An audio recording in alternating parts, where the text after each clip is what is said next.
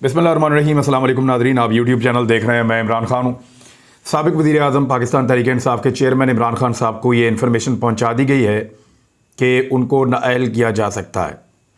पाकिस्तान की इस्टेब्लिशमेंट ने अपनी रविश को तब्दील नहीं किया, बज़ाहिर ऐसा दिखाई दे रहा है। और इमरान खान साहब को ये बता दिया गया है कि अगर ये चीज़ें ना हुई और अगर ये चीज़ें की गई तो इमरान खान साहब को नाअहल कर दिया जाएगा। यानी अब इमरान खान को धमकाने की कोशिश की जा रही है। इससे पहले इमरान खान साहब के खिलाफ क्या कुछ हुआ उसकी एक लंबी लिस्ट है।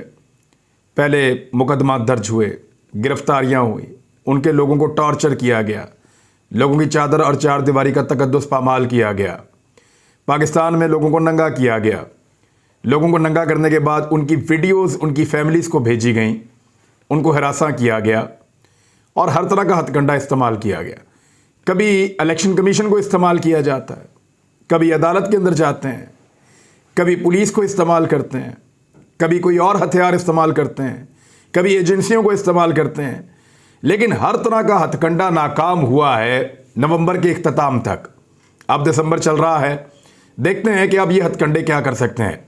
इमरान खान साहब ने बज़ाहिर ये पॉलिसी अपनाई है कि उन्होंने नए आर्मी चीफ की तैनाती के बाद कोशिश करनी है कि पूरा मौका दिया जाए एस्टेब्लिशमेंट को कि वो अपनी रविश को तब्दील करे। लेकिन ये मौका इमरान खान साहब कब तक दे सकते हैं? इमरान खान साहब को जो इन्फॉर्मेशन मिली है वो बड़ी क्लियर है। उस इन्फॉर्मेशन में ये है कि नवाज शरीफ साहब से जो वादा किया गया था एस्टेब्लिशमेंट की जानिब से कि वो नवाज शरीफ साहब को मौका फराहम करेंगे और इमरान खान साहब को नाअहल करके देंगे, उस वादे पे अमल दरामद होने का वक्त करीब आता जा रहा है। इमरान खान साहब को ये धमकी इन्फॉर्मेशन की सूरत में पहुंचाई गई है कि जनाब आपकी अगली हुकूमत नहीं आ रही, आप आराम से बैठ जाएं, आपको नाअहल कर दिया जाएगा और आपको इलेक्शन नहीं लड़ने दिया जाएगा। तो इमरान खान साहब ने उस पर बड़ी अग्रेशन पैदा कर ली अपने अंदर। बजाय इसके कि वो डिफेंसिव हो, बजाय इसके वो कहें ठीक है मुझे नाअहल कर दें या आप मुझे नाअहल ना करें, मैं थोड़ा सा लीनियंट हो जाता हूं, लेकिन ऐसा कुछ नहीं है। इमरान खान साहब उसी तरह जाएंगे, उसी तरह पब्लिक की ताकत को इस्तेमाल करेंगे, उसी तरह लोगों को बाहर निकालेंगे, उसी तरह इलेक्शन कैंपेन करेंगे और उसी तरह बार बार इलेक्शन में जाएंगे, चाहे वो अहल हों चाहे उनको नाअहल कर दिया जाए। अब यही एक आखिरी हथियार बचा है। गोलियां तक तो चला दी इमरान खान के ऊपर, जान से मारने की कोशिश भी कर ली, लेकिन अल्लाह रब्बुल इज़्ज़त ने महफूज रखा। अब आखिरी तरीका यह है कि किसी भी तरीके से करके इमरान खान साहब को इस गेम से आउट कर दिया जाए और इमरान खान साहब की पार्टी को तोड़ दिया जाए। खैबर पख्तूनख्वा और पंजाब के अंदर बहुत सारे लोगों को ब्लैकमेल करने की कोशिश की जा रही है। लगातार ये कहा जा रहा है कि आप निज़ाम का हिस्सा बनिए। अब ये बारी दी जाएगी नवाज शरीफ साहब को और नवाज शरीफ साहब की बारी आ रही है, लिहाजा इमरान खान का साथ छोड़ दें। लेकिन कोई भी इस वक्त इमरान खान का साथ छोड़ने को तैयार नहीं है। उसका रीज़न ये है कि पब्लिक इमरान खान का साथ नहीं छोड़ रही। अगर अवाम इमरान खान साहब का साथ छोड़ दे तो ये MP MNA 5 मिनट में छोड़ देंगे बहुत सारे, लेकिन अवाम ने निशाने इबरत बनाया उन लोगों को जिन्होंने अब तक इमरान खान को छोड़ा।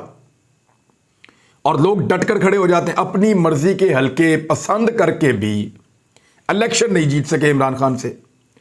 तो अब जब इलेक्शन लड़ना पड़ेगा पूरे पाकिस्तान के अंदर तो कैसे जीतेंगे? तो एक आम पाकिस्तानी, एक आम पॉलिटिकल वर्कर वो बड़ी अच्छी तरह जानता है कि इस वक्त एस्टेब्लिशमेंट की बात मानने में ये तो हो सकता है कि एस्टेब्लिशमेंट इमरान खान को नाअहल करवा दे, लेकिन ये नहीं हो सकता कि वो पब्लिक से हमें वोट दिलवा दे। इसलिए जितने MNA MPs हैं वो टूट नहीं रहे। दूसरी जानिब इमरान खान साहब को नाअहल करवाने की धमकियां देते हुए, उनकी पार्टी को तोड़ने की कोशिश करते हुए, उनको कमज़ोर करते हुए एस्टेब्लिशमेंट साथ ही साथ जो NRO 2 का मरहला है उसको मुकम्मल कर रही है। यानी सलमान शहबाज जो इस ख़ानदान का सबसे कमज़ोर लिंक है, यानी अगर शरीफ ख़ानदान के लिए कोई सबसे बड़ी मुसीबत है शहबाज शरीफ वाले पोर्शन में तो वो सलमान शहबाज है। इस शख्स ने पैसे की हिरस में, पैसे की हवस में ऐसे ऐसे अजीब काम किए हैं इसने और शहबाज शरीफ के एक दामाद ने कि नाम डबोकर रख दिया पूरे ख़ानदान का। लेकिन शहबाज शरीफ ये सारा कुछ जानते थे और शहबाज शरीफ को ये सब पता था। मैं इसका गवाह हूं क्योंकि 1-2 केसेस को शहबाज शरीफ साहब अपने पिछले दौरे इक़्तिदार में जानबूझकर खुद मिस हैंडल करवा रहे थे। और जब मैं उन केसेस के पीछे गया तो पता चला कि मियाँ साहब हैं। मियाँ साहब मानते ही नहीं है।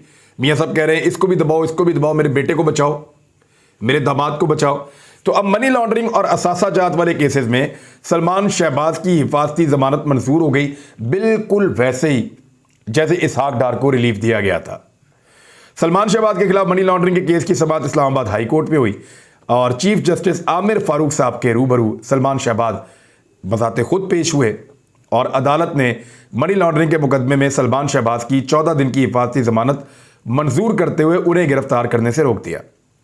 वाज़ेह रहे कि मनी लॉन्ड्रिंग केस में अदम हाजिरी पर सलमान शहबाज इश्तेहारी थे। 4 साल 2 महीने तक इश्तेहारी रहे, पाकिस्तान वापस आने का नाम नहीं ले रहा था 4 साल 2 महीने से, और अब पाकिस्तान वापस आया, अदालत से रिलीफ मिल गया। मैंने आपसे पहले कहा कि शरीफ खानदान का कोई शख्स अगर यह फैसला कर ले कि उसको इंसाफ चाहिए और वो इंसाफ लेने का फैसला कर ले तो पाकिस्तानी अदालतों से इंसाफ लेने से इस खानदान को दुनिया की कोई ताकत नहीं रोक सकती। बस अब अल्लाह ताला कुछ करें तो करें। Chief justice Islamabad high court ने पूछा कि आपको किस अदालत में पेश होना है।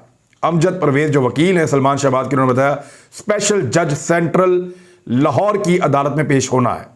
मुख्तसर समाअत के बाद अदालत आलिया ने सलमान शहबाज की 14 दिन की हिफाजती जमानत मंजूर कर ली।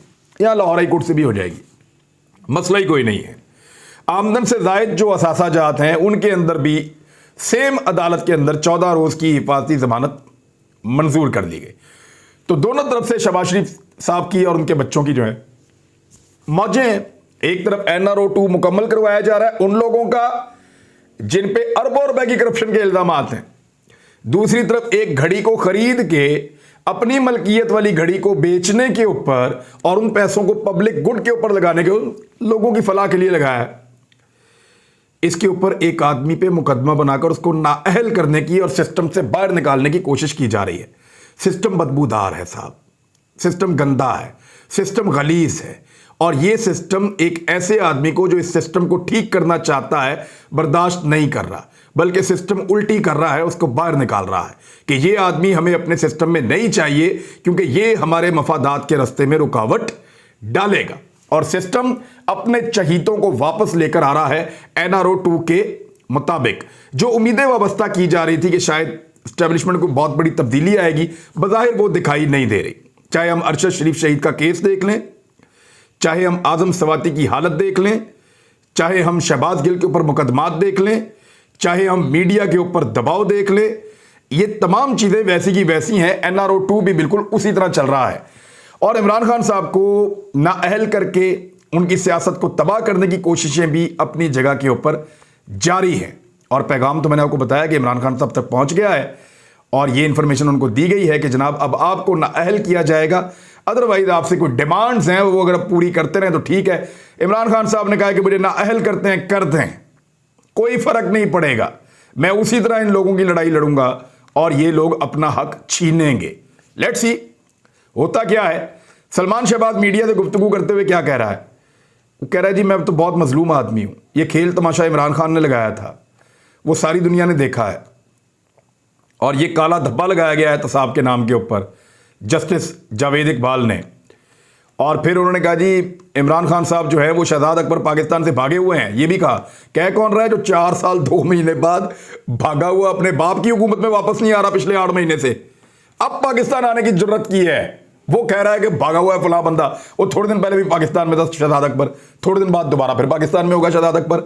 लेकिन कह कौन रहा है जो 4 साल 2 महीने पाकिस्तान में घुसा ही नहीं, उसके बाप को जब जब बुलाया गया तफ्तीश के लिए उसने कहा जी मेरा वो वाला बेटा जो है ना सलमान शहबाज, वो फ्रडिया, उसको पता है सारा कुछ। भाई को बुलाया गया जब भी उसने कहा मुझे नहीं पता, मेरा वो वाला बेटा भाई जो है ना सलमान शहबाज, उसको पता है सारा कुछ।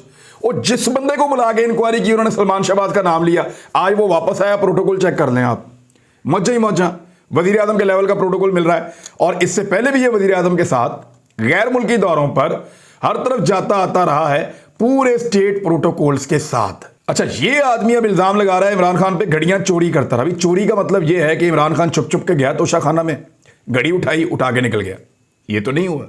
इमरान खान ने वहां पर रसीदें मौजूद हैं, वहां पैसे दिए, घड़ी खरीदी, अपनी मलकियत हो गई, बाद में बेच दी। अब इसमें फर्क क्या पड़ता है? बहुत सारे लोग कह रहे हैं कि ये घड़ी इमरान खान की नहीं थी, ये तो स्टेट की घड़ी थी। भाई इससे पहले जितने स्टेट के तोहफे आपने बेचे हैं लोगों को, क्या वो सारे फिर आपको बेचने चाहिए थे? हर थोड़े अरसे के बाद वहां पे तोशाखाना में एक नुमाइश लगती है, एक बोली होती है और उसके अंदर जो है वो तोहफे बेच दिए जाते हैं। वो जो तोहफे बेच दिए जाते हैं, वो लोग उन तोहफों का क्या करते हैं, कभी पूछा है आपने? वो पूरी दुनिया में जहां जिसको मर्जी बेचें भाई। जब एक आदमी ने खरीद के एक चीज को अपनी मलकियत बना लिया, उसको रखे या बेचे, अब वो उसकी चीज है, कानून उसको इससे नहीं रोक सकता। ये बड़ी नीट एंड क्लीन चीज है। वुकला बता रहे हैं, कानून और आइन के माहिर बता रहे हैं, लेकिन हमारे कुछ दानिश्वर हैं, उनको समझ नहीं आ रही, क्योंकि उनको ना इस वक्त महंगाई नजर आ रही है, ना गुर्बत नजर आ रही है, ना बेरोजगारी नजर आ रही है, ना उनका एतवार बाजार का चक्कर लग रहा है, ना उनका पेट्रोल पंप का चक्कर लग रहा है। वो कहीं भी नहीं जा पा रहे। राणा सनाउल्लाह के खिलाफ भी आमदन से ज्यादा असासों की नैब की इंक्वायरी बंद हो गई है। मुबारक हो। मैंने आपसे कहा है ना कि ये NRO 2 पूरी स्पीड में मुकम्मल हो रहा है। नैब की तरामीम के बाद ये सुप्रीम कोर्ट के रिमार्क्स हैं, और वो ये हैं कि पाकिस्तान करप्शन की रैंकिंग में पहले तो 80 पे आया ना, तो अब ये 100 नंबर से भी नीचे चला जाएगा। जो हालत कर दी है पाकिस्तान की इन लोगों ने। यानी दौरान समाज जस्टिस मंसूर अली शाह साहब ने कहा कि करप्शन की रैंकिंग में पाकिस्तान 80 नंबर पर है, जो नैब तरमीम से पहले था।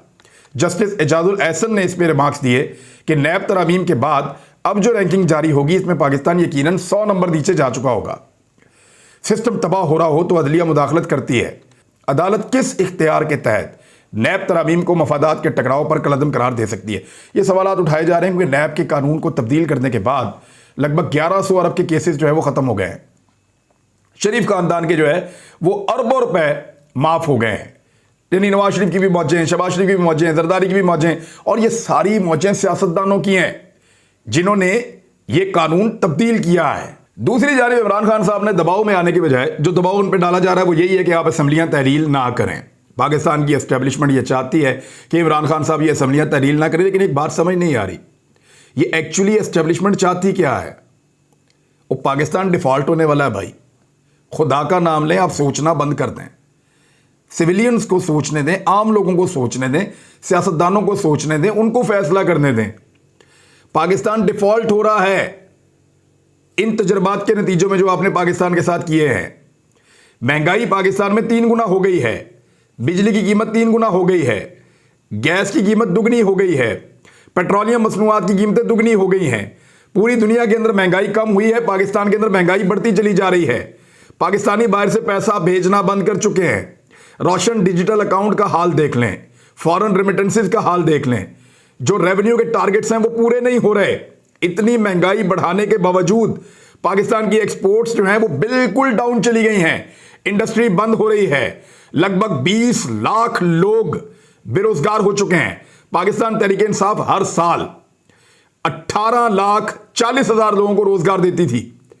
मुस्लिम लीग नून ने सिर्फ 8 महीने के अंदर लगभग 20 लाख लोगों को बेरोजगार कर दिया है। यह फर्क पैदा किया है आपके तजर्बे ने। तो एस्टेब्लिशमेंट ऐसा नहीं लगता कि वो अपने तजर्बों से बात आ रही है, वो मजीद तजर्बे करना चाहती है। दूसरी जानिब इमरान खान साहब भी डट गए हैं। उन्होंने कहा कि असम्बलियों की तहलील को हतमी तारीख का ऐलान इमरान खान साहब जो हैं उनकी पार्टी कह रही है कि लिबर्टी चौक वाले जलसे में कर देंगे। अब तहरीक इंसाफ के रहनुमा मियां असलम इकबाल ने कहा है कि साबिक वज़ीर आज़म इमरान खान आइंदा चंद रोज में लाहौर लिबर्टी चौक में जलसे के दौरान असम्बलियों की तहलील की तारीख का हतमी ऐलान कर देंगे, या हो सकता है वो तहलील ही कर दें उस दिन। अब ये इवेंट जो है ये हफ्ते वाले दिन आ रहा है, सैटरडे को, मेरी इंफॉर्मेशन के मुताबिक। हफ्ते वाले दिन इमरान खान साहब पीटीआई का लिबर्टी चौक में एक बहुत बड़ा जलसा होगा। इमरान खान साहब उस जलसे को जो है उस पर खिताब करेंगे और उसमें इमरान खान साहब असम्बलियों की तहलील का ऐलान कर सकते हैं। और हो सकता है कि ऑनलाइन ये जलसा पाकिस्तान के बहुत सारे इलाकों में देखा जाए। पूरे मुल्क के अंदर इस वक्त जो है वो बहुत सारी फैक्ट्रियां बंद हो रही हैं, बहुत सारी कंपनियां बंद हो रही हैं। जितने गैर मुल्की इन्वेस्टर्स थे, चाहे वो अद्वियात में काम कर रहे थे, चाहे वो स्टील में काम कर रहे थे, चाहे वो टाइल्स में काम कर रहे थे, सिरामिक्स में काम कर रहे थे, मुख्तलिफ केमिकल्स में काम कर रहे थे, जितने शोबों के अंदर पाकिस्तान में गैर मुल्की कंपनीज आकर काम कर रही थी, इवन एक सेलुलर कंपनी है बहुत बड़ी, वो भी ये इलेक्ट्रॉनिक्स में काम कर रहे थे, सॉफ्टवेयर में काम कर रहे थे, वो सारे पाकिस्तान की बदतरीन पॉलिसी के नतीजे में जो इस वक्त एक माली बहरान पैदा हो गया है इसहाक डार साहब की वजह से, वो पाकिस्तान को छोड़ छोड़ कर जा रहे हैं। देखिए आप गौर कीजिए, जब ये करप्ट हुक्मरान पाकिस्तान को छोड़कर गए थे तो पूरी दुनिया से पैसा भी आया था, इन्वेस्टमेंट भी आई थी, इन्वेस्टर्स भी आए थे। ये जैसे ही वापस आ रहे हैं, पैसा भी वापस जा रहा है, इन्वेस्टर्स भी वापस जा रहे हैं, इन्वेस्टमेंट भी वापस जा रही है, सब वापस जा रहा है। गौर करें, या तो ये मुल्क तरक्की करेगा या ये खानदान इस मुल्क में रहेगा। यानी ये जो चंद खानदान है जिन्होंने इस मुल्क को लूटा हुआ है, स्पेशली शरीफ खानदान, अगर ये खानदान इस मुल्क में रहेगा तो फिर ना इस मुल्क में पैसा रहेगा, ना उस मुल्क में तरक्की रहेगी, ना इस मुल्क में बैरूनी इन्वेस्टमेंट आएगी, ना बैरूनी सरमायाकार यहाँ पे रहेंगे, ना मल्टीनेशनल कंपनियां इस मुल्क में काम करेंगी। फिर ये खानदान यहाँ पे रहेगा कब्जा करके। और अगर ये खानदान पाकिस्तान से भाग जाएगा या जेल में चला जाएगा, फिर वो सारी चीजें पाकिस्तान में आएंगी जो आपने देखे, करके देखने आप। परवेज मुशर्रफ के दौर में जैसे ही मुल्क से बाहर गए, मुल्क में बरकत पड़ गई, पाकिस्तान में बेहतरीन कारोबार, शानदार, हर चीज बेहतरीन। 2008 में ही वापस आए, एकदम मुल्क आपका डाउन जाना शुरू हो गया। जैसे ही नवाज शरीफ फिर बाहर निकला, अपने खानदान को बाहर निकाला, मुल्क फिर उठना शुरू हो गया। आप गौर करें आदादोशुमार पे, जब जब ये खानदान पाकिस्तान में घुसता है, पाकिस्तान का बेड़ा गर्क करता है, और जब जब ये खानदान पाकिस्तान से निकलता है, ऑटोमेटिकली पाकिस्तान में पूरी दुनिया से जो है वो इन्वेस्टमेंट आना शुरू हो जाती है। गौर किया कभी आपने? जरा गौर कीजिएगा। अब तक के लिए इतने, अपना ख्याल रखिएगा, अपने चैनल का भी। अल्लाह हाफ़िज़।